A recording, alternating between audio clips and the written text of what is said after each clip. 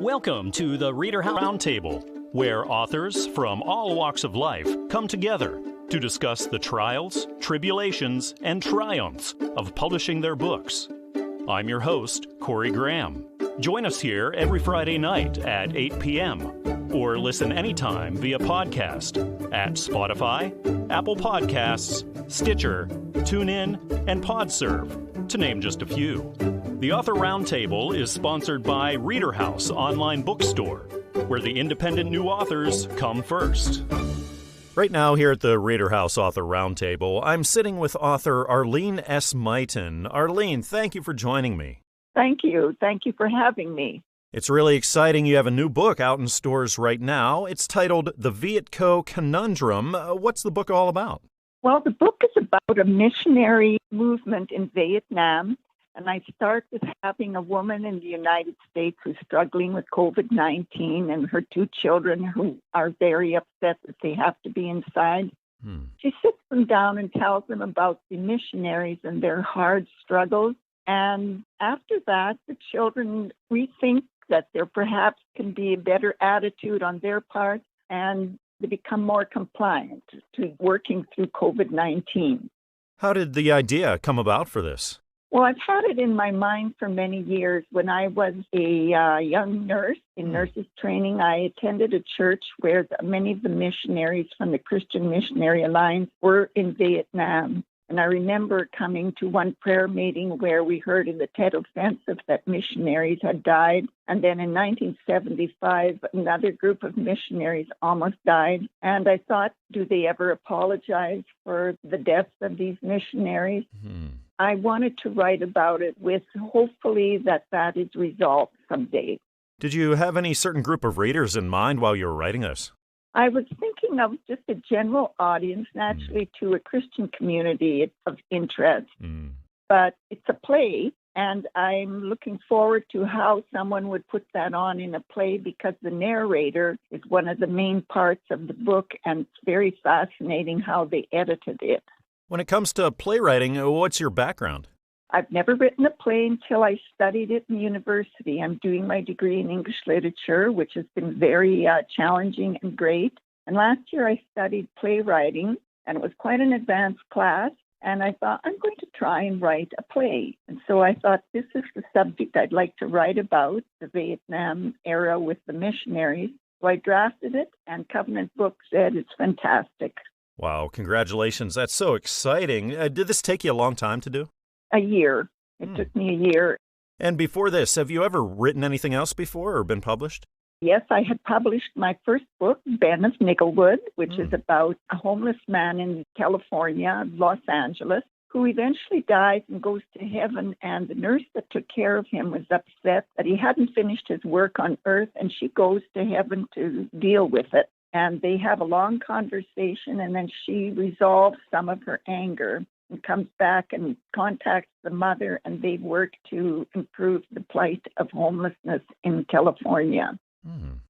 As far as playwriting goes, have you thought about maybe trying another one in the future? Yes, I think I would be open. I want to see how this one does. Next spring, I'm looking at all the venues here on the island for putting it on, and they're very open. So I'm hoping that one or two places will put the play on. And now that you've been through this, what advice would you offer to authors listening right now who are just starting out? Well, as Margaret Atwood says, who's a very famous writer, you sit down and you start writing. If you have an idea, you've got to start.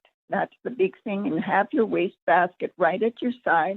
So if you think you're making errors, you can throw it in the basket. And she usually laughs. And then just keep on writing, and gradually the ideas take hold, and soon you are writing your book. Arlene, what was the moment like for you when you got to hold this book in your hands for the first time? Well, I was very excited. When it just came in last month, I was very excited, and all my friends were very excited as well. How do you deal with writer's block? It plagues almost all of us when we sit down to write from time to time. How do you deal with something like that? Well, I start to write, even if I'm having difficulty getting the thoughts in my mind. And as I continue writing, even if it's maybe silly stuff, gradually there's just something that takes hold, and eventually I overcome it. as Margaret Atwood said, you just have to keep writing, and eventually the idea starts to form. And I do agree with her that that has been my experience. Well, I encourage our listeners to check this book out. It's called The Vietco Conundrum. It's written by Arlene S. Mighton, and it's published by Covenant Books. You can find it everywhere, of course, Amazon and Barnes & Noble, iTunes, and Google Play, traditional brick-and-mortar stores. Arlene, thanks again for joining me here tonight. I had such a wonderful time talking with you. Well, thank you for the interview, and I had a wonderful time talking to you. Rest Area 10. It's the new, very interesting book out in stores now by Ron Freeman, and I'm talking with him right now about it. Ron, welcome to the show. Thank you. It's good to be with you. Rest Area 10, this thing really piqued my interest. Can you tell me what it's about? Sure. Rest Area 10 is a book about ordinary people having extraordinary experiences with a maintenance worker in a rest area that only exists while they're there. It's a story that brings Christ out of the Bible, away from the church, to exemplify his dynamic and unlimited personality in correcting and connecting people's lives. It's about Christ helping people move away from their disillusionment with the life they're leading or where their life is at the time. It moves Christ out into the community of people. With the help of the very people that have had experiences in Rest Area 10. What sorts of readers did you have in mind when you were writing this? And that's interesting. I don't really have a target audience because I believe that anyone or everyone can take something from Rest Area 10 and apply it to their life. You can be highly educated and very spiritual, or you can have no education and not be a spiritual person. And there's still something to take away from Rest Area 10. So I think it has appeal to anyone and everyone that just simply needs some guidance and counsel into what's going on. Because as any reader will find out, it deals with a lot of complexities in life. It deals with life itself. It deals with death. It deals with loss. It deals with people helping people. So that's a long answer, but I don't have a target audience, a specific target audience. Ron, can you go back and think about what sparked this idea and what persuaded you to sit down and write this and say, I got to release this to the world? I'm 69. It's taking me about 50 some odd years to get to this point. I had a very interesting experience when I was 16. I sought Christ one night.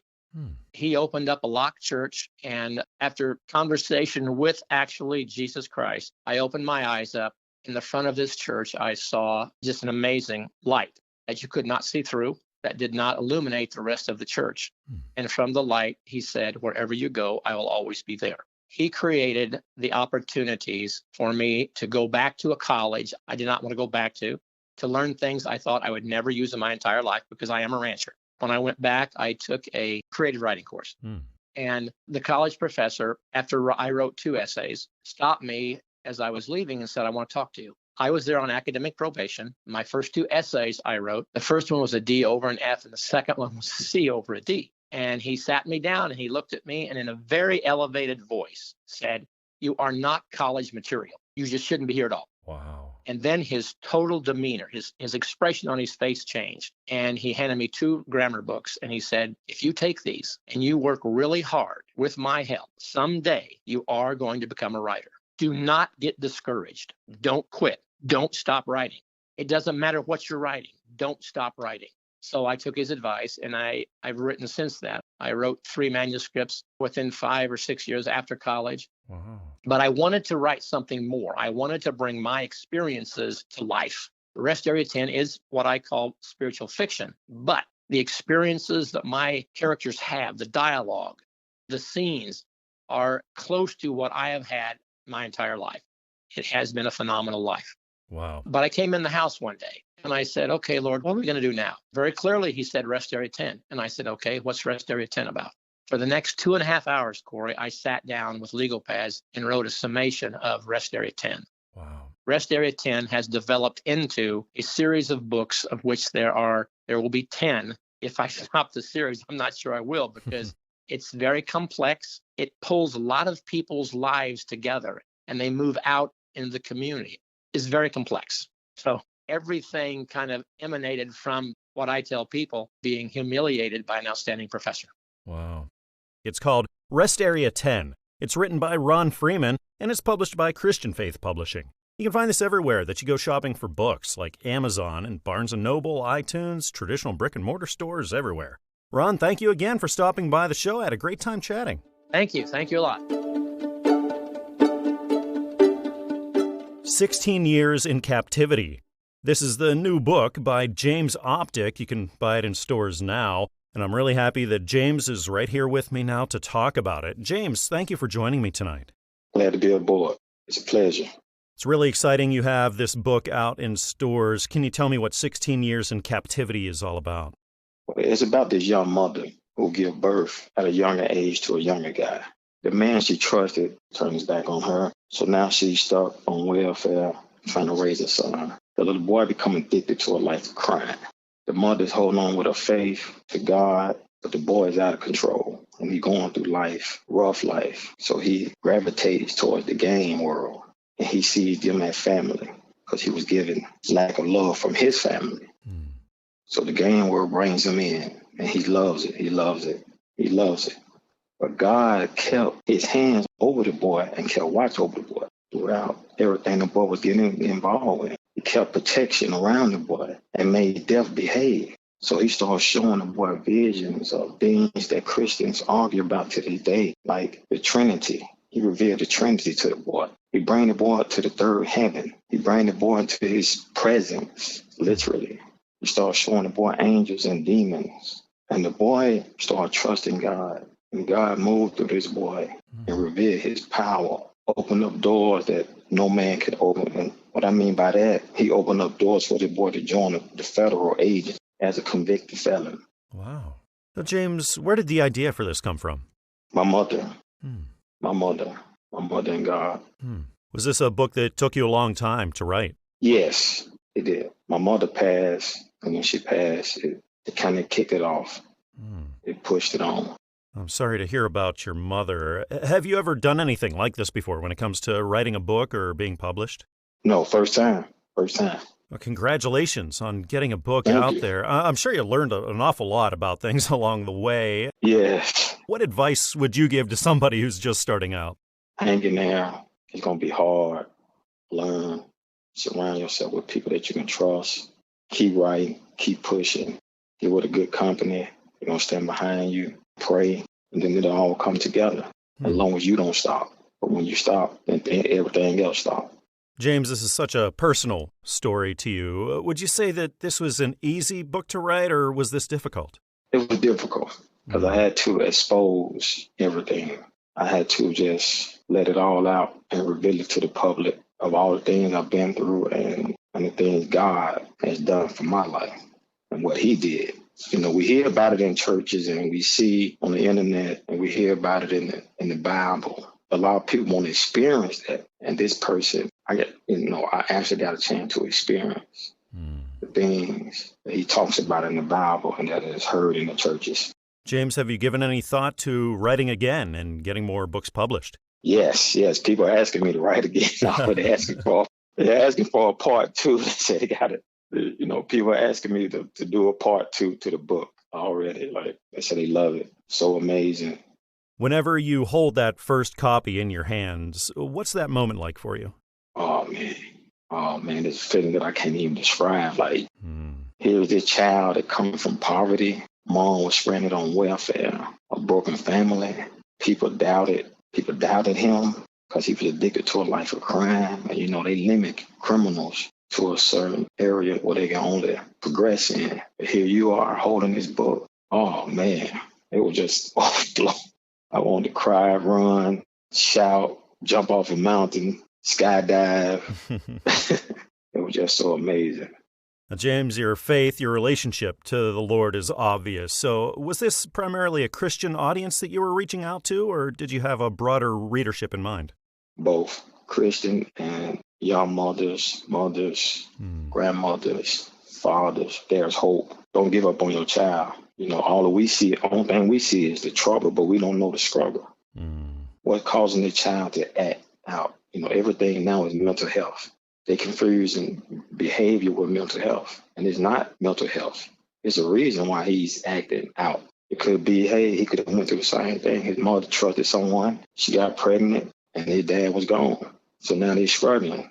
So it was both Christian. And I wanted the Christian to understand that God is real and there is a such thing as Trinity and the devil is real. Things are going on and the prophecy must be fulfilled in the Bible. It must take place. I encourage my listeners to check this book out. It's called 16 Years in Captivity. It's written by James Optic, and it's published by Christian Faith Publishing. Of course, you can find this everywhere that you shop for books, like Amazon and Barnes & Noble, iTunes, and traditional brick-and-mortar stores. James, thank you again for joining me here tonight. Thank you for reaching out, glorifying God, telling your story, which wasn't an easy thing. I had a really nice time talking tonight. And thank you for giving me this opportunity. It's a short but powerful book of encouragement. It's titled Who I Am in Christ, Encouragement for the Tough Days. It's written by Christine Larson, and I'm really happy that she's sitting here with me now to talk about it. Christine, thank you for joining me tonight. Thanks for having me. Can you tell me all about Who I Am in Christ? Who I Am in Christ. It is about 51 examples from the Bible, scripture, with a little bit of commentary after each one that just describes our identity in our Lord Jesus Christ. Very short, easy to read encouragement for when we're feeling down. Was it primarily a Christian audience you were looking to reach? It is written to those who understand the Bible, but it's not exclusive. I think that anybody who's feeling down could benefit from this book. It will lead them back to the Bible if they were once a believer and have backslidden, or it would lead them to the Bible if they've not yet discovered who they are in Jesus. Christine, can you tell me about what lit the spark for this book? Where'd you get the idea? So this was actually a personal endeavor for myself. It started out with verses on note cards for myself to memorize and encourage myself when I was having those down days. And then it just sort of started forming on my computer. I was like, this could be a book. And so I started writing out the verses on my computer and things would start popping into my head. And I'm like, oh, I should write that down. And pretty soon here I had a book. Was it a long process for you altogether? The process wasn't that long, no. The book initially started, I have to confess, as a diversion from my doctoral paper. Those of us that are really good at procrastinating find other things to do. After I graduated, though, God put a little spark in me, and he's like, you started this, you should finish this. And so I sat down and I finished it after graduation, and it wasn't too long that I was looking for someplace to publish it. So the whole process, maybe 8 months. Now, is this your first time in the arena of publishing? It is. It was quite an adventure. I bet it was. I'm sure you learned a lot. What advice would you give to somebody else who's just starting out? The best advice I can give is to just do it. I know that's very cliche, and a lot of people say that, but it's your story. It's what's inside of you. Just put it on paper, no matter what it looks like. There are professionals out there willing to do the pretty stuff, the editing, the formatting, the revising. And I would just say, get your thoughts out on the paper. Great advice. What was that moment like for you then when you got to hold the first copy of Who I Am in Christ in your hands? Yeah, it was almost undescribable. My husband and I, we just looked at each other. We couldn't believe that we had this actual book in our hands. It was overwhelming. It was exciting. It was scary to think about where do we go from here. I was grateful. I was in awe. I was excited. There's so many emotions that were going through me at that time. Would you do it again? Have you considered writing another book and being published some more? I have, and I am. I just turned in 2 more books to the publisher. And I have a couple of more on my computer. Through this process, I have discovered that just by listening and being tuned into the voice of God, he has deposited this inside of me. Not something I ever thought I would do in my entire life. But the more I listen and lean on God, the more the words just start flowing out of me. Writing can be such a joyful process, can be so much fun, but it's not always easy. Sometimes the words just don't flow out and you hit writer's block. How do you deal with something like that? I think you just take a break. You have to walk away and reset your mind. Just like with your computer, when your computer is stopped, the first thing we do is we shut it down and we restart it. And so with writer's block, I think it's the same thing. You shut it down for a while, you go do other things, maybe the next day you come back and you try again. Now, looking back over it all, what would you say for you is the most rewarding aspect of being a published author? I think I have to say being able to have created something to share with other people. Like I said, it's not just for the established Christian, but hopefully it leads others to Christ through the fact that they're feeling sad that day and they decide to pick it up and read a page. And hey, what is this Christ? Who is this? Why does this verse resonate with me? That's what I hope it does for others. Now, Christine, it's obvious that your relationship with Christ is a big inspiration in your life. Who else inspires you when it comes to what you write and what you create? I read a lot of preachers and teachers. I read people like Mark Batterson and Lisa and John Bevere and Christine Kane. Those are my inspiration, I think, to dig deeper into my faith and live out my faith. And I think they probably had a little bit to do with inspiring me in writing this.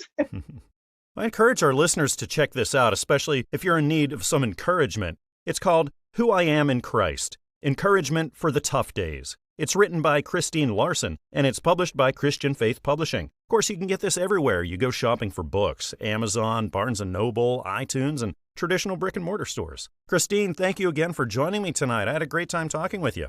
Well, thank you so much. I had a great time, too. Sitting down here with me now at the ReaderHouse Author Roundtable is author Robert B. Baker. Robert, thank you for joining me tonight. Thank you for having me. I'm glad to be here. I'm glad you're here. You got a new book out. Congratulations, by the way. People can get it everywhere. It's called Fit for a King, a Bedtime Story. So can you tell me what it's all about?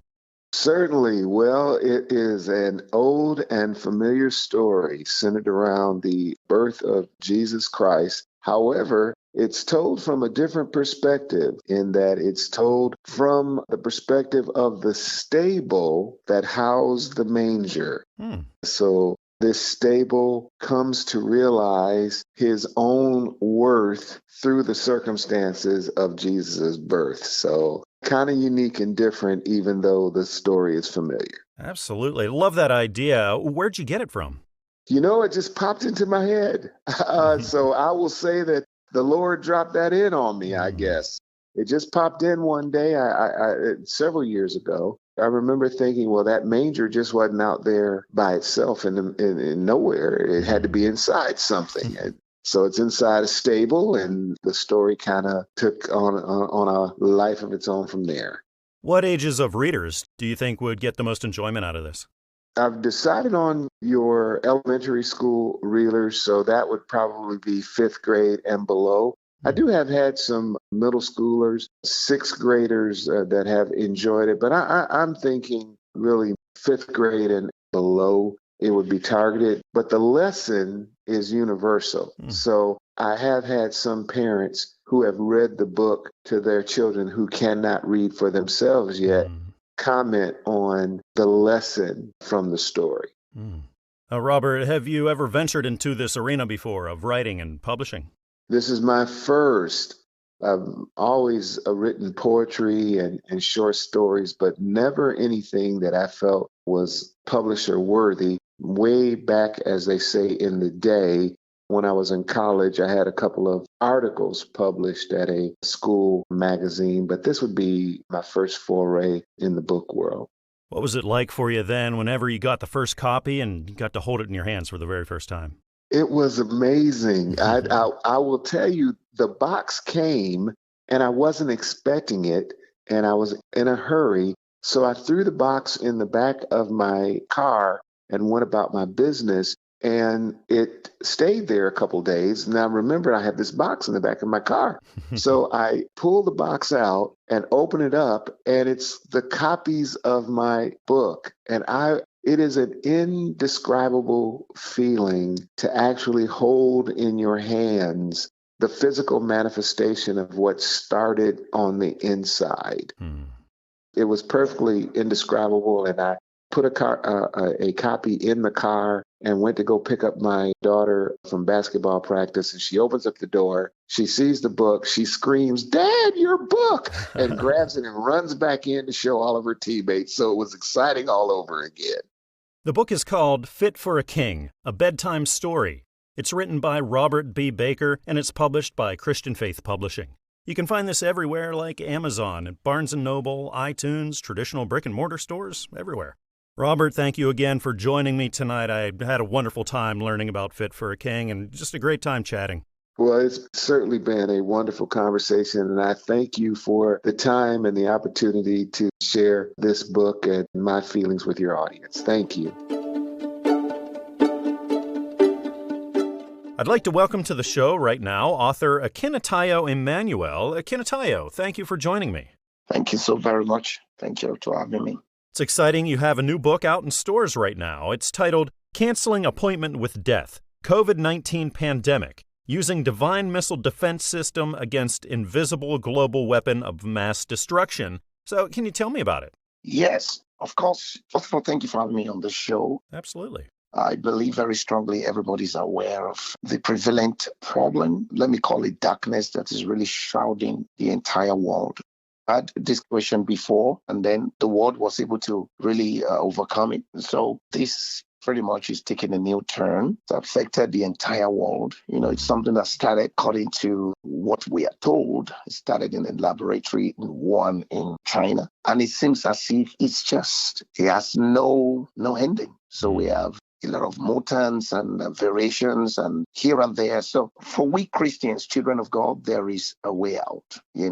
We're not supposed to really suffer what the world is suffering. I got inspiration from what happened in Egypt when the children of Israel were in Egypt and they were in a place called Goshen. And so if we read the Bible, it says that even though there is darkness on their attack and lies and storm in Egypt, there is a place where God kept his own children and they weren't affected by that. So this is our time for us to display that really we have a place in God where we're kept and God is able to protect us and preserve us. And most importantly, for us to fulfill our days here on earth. Akintayo, was it then primarily the Christian audience that you were looking to reach with this? Really, it's broad, trying to reach the Christian audience and also to reach the market people and contemporary people. You don't have to be a Christian, but of course, it will end up to many considering their walk with God and also becoming a Christian.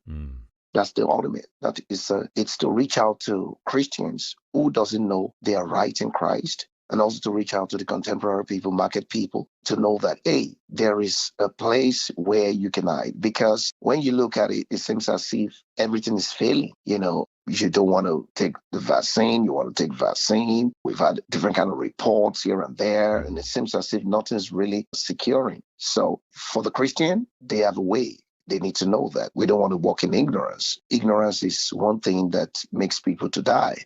My people perish for lack of knowledge. But for the market people and contemporary people who doesn't have any Christian background, they know that there is a place to run to and they can be protected and preserved during this very, very critical moment. Did this book take you a long time to write and put through the publishing process? It really does not, because the event keeps evolving.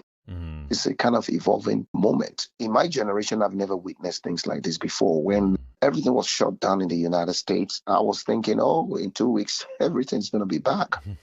So it was just like a dream. So being at home and watching things unfolding, in our eyes, even the children, it was just like you're sitting down, you're watching things happening and you're writing it down. You're hearing all kinds of responses and everybody here and there. And it's just like, okay, a generation will come, people will come one time that will ask questions. The children will be born and say, what really happened? What really happened? How did it happen? What did we do? Was there a remedy? Was there a refuge? Was there safety? So it was like documentation and also creating answers to some of the questions as it evolved. Now, looking ahead, have you given any thought to writing another book and being published again? Yes, I'm looking at writing a book towards wisdom, because I believe very strongly that, yes, we might have might, we might have strength and skill, and I have connections and deep pockets and all that kind of a thing. I believe very strongly that one thing that is lacking might be wisdom, and wisdom is really very important. And so when we say wisdom, what kind of wisdom are we talking about? We have different kind of wisdom. So I really want to write something on wisdom. Are we talking about the wisdom of this world? Are we talking about diabolical wisdom? We're talking about governmental wisdom? We're talking about financial wisdom. So I want to really write about wisdom. Or are we talking about wisdom that is God personified? Because if you look at the creation that we have, the world, everybody we know that there must be somebody who is wise, who's behind this creation. Galaxies, stars, and universe, that should be from a depth of wisdom. With wisdom, we can go a long way. We can really reach a lot of heights. But we need to know that kind of wisdom and whether it's accessible, whether we can be a part of it. I encourage our listeners to check out this book. The name is Canceling Appointment with Death: COVID-19 Pandemic, Using Divine Missile Defense System Against Invisible Global Weapon of Mass Destruction. This is written by Akintayo Emmanuel, and it's published by Christian Faith Publishing. Of course, you can find this everywhere you shop for your books, like Amazon and Barnes & Noble, iTunes, and traditional brick-and-mortar stores. Akintayo, thank you again for joining me tonight. I had a great time talking. Thank you so very much for having me, and I appreciate it. Sitting down with me now here at the ReaderHouse Author Roundtable is author William R. Mitchell. William, thank you for joining me here tonight. I'm glad for this opportunity. Thank you. Congratulations on getting a new book out there in stores. It's called A Home for Now. Can you tell me what it's about? Years. Well, it is a story that I started when I was interested in the lives of one of my tenants, because I was still a landlord and still am in a way. The tenant was having a little trouble and got sick and died, and the dying was sad to me. And I thought back over the time we'd spent together. And as a matter of fact, my elderly brother, who was 11 years older than me, but he's passed now, we had worked on the house that she lived in.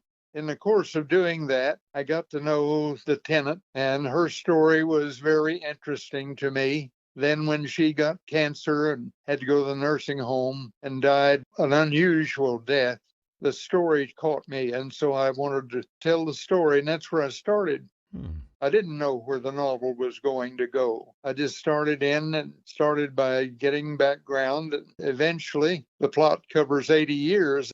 The same two people, myself and my brother, were the main characters. And I was able to use my experience as a landlord and as a door-to-door salesman at one time, and a university professor and dean, and finally a pastor of small-town churches. Wow. And in that businesses, I had a lot of intimate contact to people with serious life problems that couldn't quite find their way out of. So that started me on the story, and only when I was well into it did I really discover what I wanted to do. I managed to see that it was going to be highly thematic, and it was going to be a study of identity, what makes a sense of the self. Partly it's a matter of the homes you've lived in. Some of them are temporary, some of them are lifelong, but the nature of the home has a bearing on the kind of self you're going to be. And then the troubles that one encounters will have a bearing, and the other people that enter your life will affect you for good or bad, and it'll be pleasant or unpleasant perhaps. But all that helps to shape the self you grow in to be. So the house became a kind of a symbol for identity, for the people that have lived there and have been shaped by it. Bill, have you ever written or published a book before this? Oh, yes. I've published 6 or 7 books. This is my 3rd novel, but this is the first one that I've published with a publisher the size of Christian Faith. This one, I think, is going to circulate better. I was so busy in my life, concerned with other things, I never really tried to promote my work. But I'm trying now because Christian Faith really is interested in getting it around, and I am too. Have you thought about writing another book and getting more published in the future? Well, I would be quite interested, but I'm 91 years old. Whether I write another book is problematic. I've written 3 novels, a handful of poems, 2 sizable collections, a collection of essays on higher education, and then what you'd call, I guess, sermonic essays, a devotional book on the Sermon on the Mount. So I don't know whether I'll write something more. I've got 2 novels that I've started, and I'm not getting on with them because I've run into both cases a plot hole I don't know what to do with. I put them back and I'll look at them from time to time. And I frequently do that with something that comes to me in a shape I can't quite define. I'll have a go at it, and if I don't like what I've done, I'll lay it aside and maybe come back to it, sometimes years later. In the case of poems, that happens very often, and they turn out better after the long soak. I encourage our listeners to check this book out. It's called A Home for Now. It's written by William R. Mitchell, and it's published by Christian Faith Publishing. Of course, you can buy this everywhere that you find books, Amazon and Barnes & Noble, iTunes, and traditional brick-and-mortar stores. William, thank you so much for joining me tonight. I had a really nice time talking with you. Thank you for calling me and for using me this way, and best of luck with it. I appreciate everything that Christian Faith is doing to help. Ohio, 88 Counties of Giants, The Ancestors That Preceded Us. This is the new book by Chris L. Lesley, and I'm really happy that he's right here with me now to talk about it. Chris, thanks for being here tonight. Oh, you're welcome. Can you tell me all about Ohio, 88 Counties of Giants? This really piqued my interest. It is an anthropologic study of the sheer magnitude of skeletons that range between 7 to 12 feet tall, and they've kind of been lost to time. I wanted to make a point with writing this book, and the point is that the number of skeletons above 7 feet are more than anyone could even imagine. And I just happened to stumble across the idea when newspapers and reference guides, county histories, and Smithsonian annuals were digitized. I just took full advantage of that and produced this book. You're published by Christian Faith Publishing, so was it primarily a Christian audience that you were looking to reach? Not necessarily. It can be used because obviously it does come against the idea that they're little half monkey, half people, or ape men. You know, they would have had to be smaller than humans. But the presence of 7-footers in the fossil record and found all over the United States does away with that, I think. I think it'll be difficult for someone who is an atheist to explain this in a way that would work with the evolutionary theory. But it is peer-reviewed. I mean, the majority of the accounts come from county histories, medical journals, museum records, and various other type of peer-reviewed sources. Chris, can you go back and think about what lit the spark for you to sit down and start this book? They say necessity is the mother of invention. And I saw a need. There was a necessity for anthropology to be looked at more closely by the Christian and creationist community.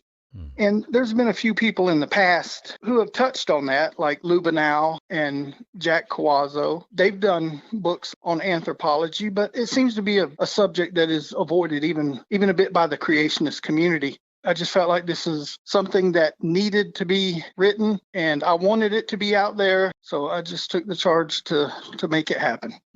Have you ever done anything like this before when it comes to writing a book or being published?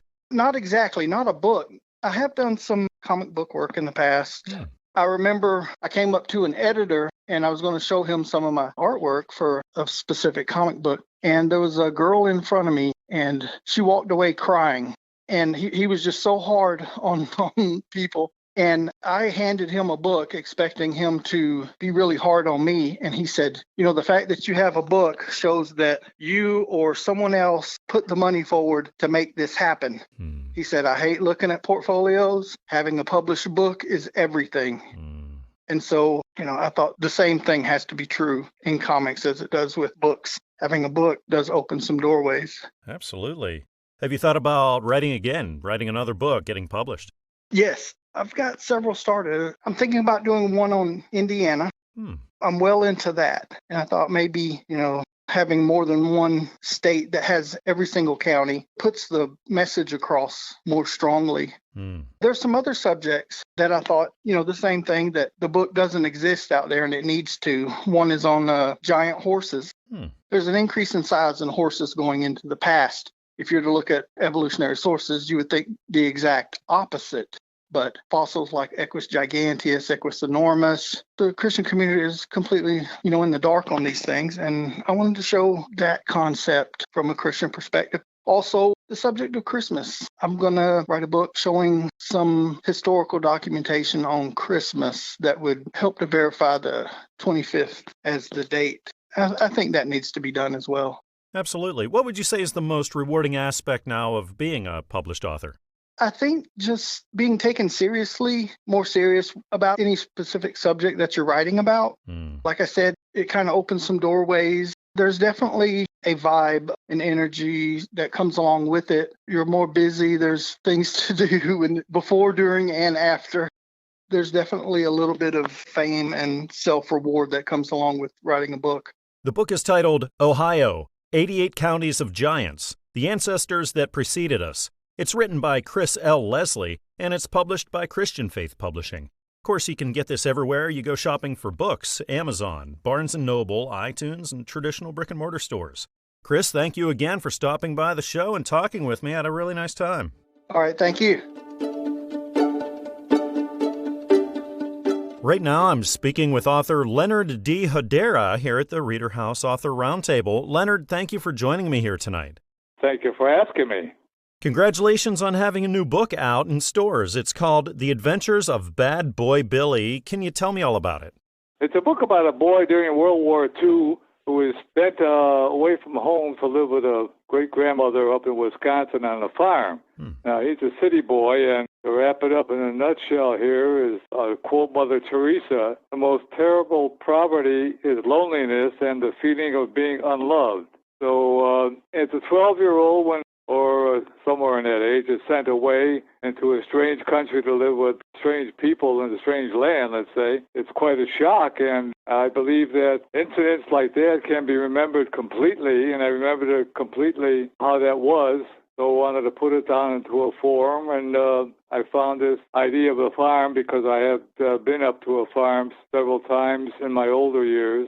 And imagined what it would be like to be sent away from a busy city into a land where there was no electricity at the time, because this book that I fashioned takes place during World War II. And there's no radios, and the lights are, gas lamps and so forth.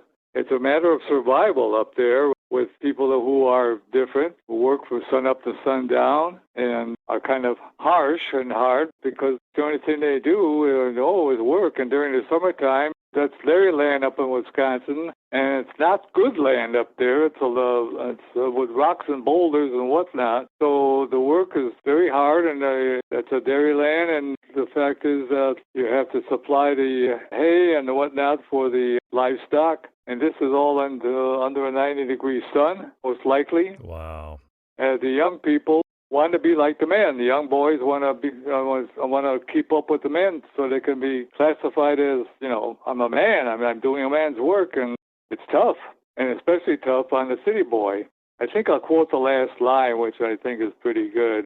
I was happy, but it was a sad kind of happy. It cost too much. That's the end of the book. Leonard, what kind of a reading audience were you looking to reach with The Adventures of Bad Boy Billy? Surprisingly, I live in a community here down in Florida half the time, and it's very well welcomed by the older generation because it gives them recourse to thinking about what life was like way back in the 40s. They are familiar with what life was in the 40s or 50s during the wartime and all that kind of stuff. They thoroughly enjoy the book, so it's a surprise, a nice surprise to me that not only do the young people like it, but there doesn't seem to be any age limit. And I think that's also because of my storytelling method, or way, let's say. I don't believe in a reportive type of writing, and which a lot of writing is, but I'm a very fond admirer of writers like Larry Brown and Fitzgerald Hemingway, James Jones. It's using words not in a reportive type of way, but a metaphor, you might say, or something. But, I think the thing is, he was big, 300 pounds, but it was filled with laughter. That spilled out along the way. That's a unique way of saying it, I think. Instead of saying, we were driving along and he cracked a lot of jokes and we laughed a lot. Well, I encourage our listeners to check out this book. The book is called The Adventures of Bad Boy Billy. It's written by Leonard D Hedera, and it's published by Christian Faith Publishing.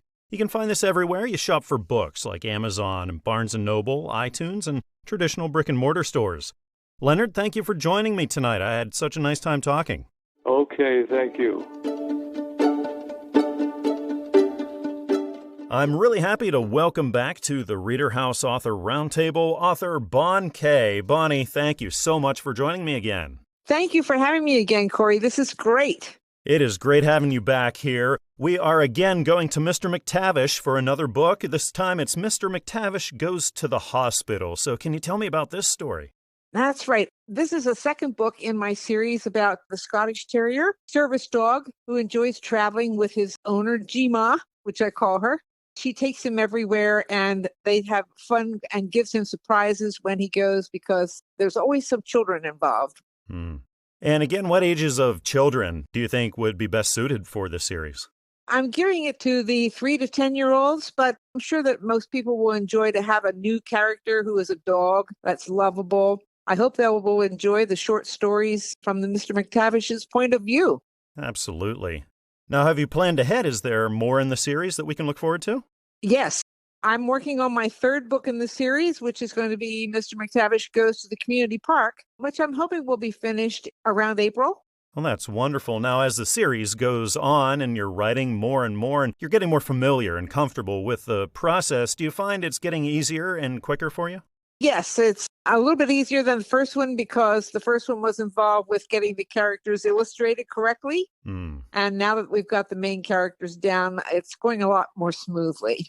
Have you given any thought to maybe doing something a little bit different when it comes to writing and publishing in the future? Of course, continuing the Mr. Mctavish series, but maybe exploring something else. Well, you know, Corey, most people always say that they have a book in their head. And I do have one of those too, but I'm not sure whether I'm really into doing some sort of a novel or something like that. So I think I'll just continue with Mr. Mctavish for now. Now, it's obvious Mr. Mctavish is a huge part of your life, a big inspiration to you. But who else in your life inspires you, Bonnie, when it comes to creativity, your writing, or just your life in general? Well, a lot of friends and everything involved with getting me started and stuff like that. But I think it was my dog, of course, Mctavish. And then I had an interview or something with an online company that was giving out donations to teachers who are looking for funding and stuff like that, that they could have to help them get things for their classes all over the United States that they couldn't get from any kind of a school budget. And that was really the main inspiration for my very first book. And now I wanted to continue with that and giving inspirations like the second book with the Mr. Mctavish Goes to the Hospital to help out children in a hospital setting. Bonnie, you're doing so much to reach out and to help people. What would you say is the most rewarding aspect of being a published author now? So far, it's been the gratification from some of my friends that have bought the books for their grandchildren, of course. Also helping out with maybe the schools and things like that as we go along. Now, I'm going to revisit a question that I've asked you before, but I know this is such a learning process. Every time you go through it, you learn something differently. But what words of wisdom could you offer to the people who are listening right now who are just starting out and want to get published? Well, like I said, everybody seems to have a book in their head, which I did. And I think the best way that I went about it was getting a hold of a good publisher, which helped me out with my ideas and overlooking the whole process for me, which I really appreciated. And if they can do that and have some support from their family and friends, I think everybody should have a good experience. And could you tell me a little bit about what is so passionate to you, your love for service animals like Mctavish? I've always had pets all my life, mostly dogs. And Mr. Mctavish, being a Scotty dog, was surprisingly a very calm type of an individual, very rarely would bark. And so I had a very good inspiration from him that he is good with children and he can give some encouragement to children to help others. Well, I encourage everybody to check this book out. It's called Mr. Mctavish Goes to the Hospital. It's written by Bon K. and it's published by Fulton Books. You can find it everywhere, of course, that you shop for books, like Amazon and Barnes & Noble, iTunes, Google Play, traditional brick-and-mortar stores, like I said, everywhere. Bonnie, it was wonderful speaking with you again. Thank you for coming on the show again, and can't wait to do it again. Thank you so much, Corey. It's been my pleasure. We hope you enjoyed this edition of the ReaderHouse Author Roundtable. where authors from all walks of life come together to discuss the trials, tribulations, and triumphs of publishing their books. We hope to see you back here every Friday night at 8 p.m. or listen anytime via podcast at Spotify, Apple Podcasts, Stitcher, TuneIn, and PodServe, to name just a few. The Author Roundtable is sponsored by ReaderHouse Online Bookstore, where independent new authors come first.